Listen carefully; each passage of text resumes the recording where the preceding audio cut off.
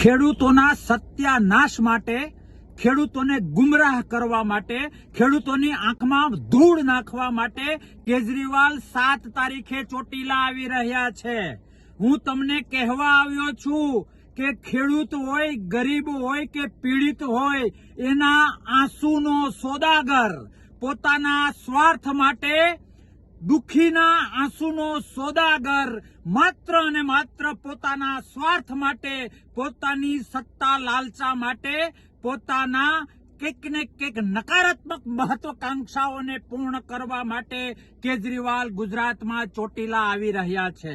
ખેડૂતોનો મુદ્દો હોય, પીડિતોનો મુદ્દો હોય, હરામ છે 1% જો ચિંતા હોય। દિલ્હીના દિલોને તોડીને, દિલ્હીના દિલોને કચડીને પોતાની વાસ્તવિકતા બહાર આવી ગઈ એટલે હવે ગુજરાતમાં,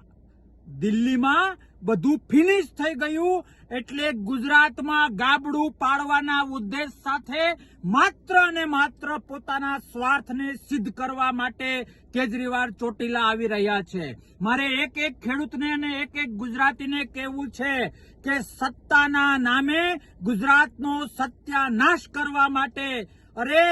અધર્મ બેઝ ઉપર ધર્મના કપડા પહેરીને પોતાની છાપને ચમકાવવા માટે, અરે ઈમાનદારીના કપડા પહેરીને માત્ર અને માત્ર પોતાના સ્વાર્થ એચીવ કરવા માટે મોટી મોટી કટ્ટરતાની વાતો કરીને, મોટી મોટી જરૂર પડીએ ત્યારે સનાતનનો વિરોધ કરવો, જરૂર પડે ત્યારે દાદા હનુમાનને, દાદા ભોળાનાથને યાદ કરવા, બધું જ આટી ઘૂંટી વાળું એક સિંગલ પોઈન્ટ એજન્ડા, માત્ર એક જ ઉદ્દેશ, પોતાનો સ્વાર્થ સિદ્ધ કરવો। મને પોતાને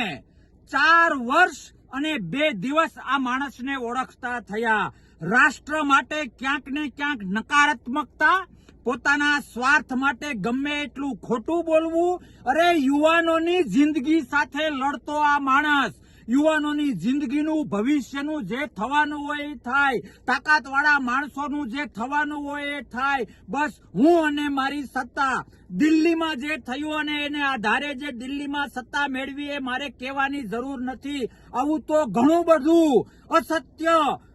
ઢાંકવા માટે સત્યનો ડુપ્લિકેટ આશરો।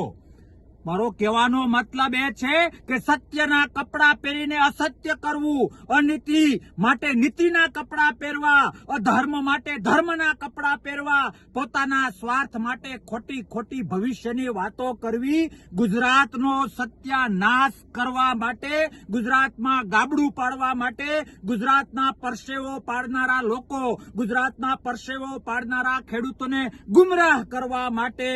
કેજરીવાલ આવી રહ્યા છે। લોકશાહી છે એટલે અમુક રીતે એને ન રોકી શકાય, પણ 4 વર્ષ અને 2 દિવસમાં આ વ્યક્તિને જે હું ઓળખ્યો છું, આ પોતાના સ્વાર્થ માટે ગરીબોના આંસુનો સોદાગર વ્યક્તિને જે મેં નજીકથી વાસ્તવિક રીતે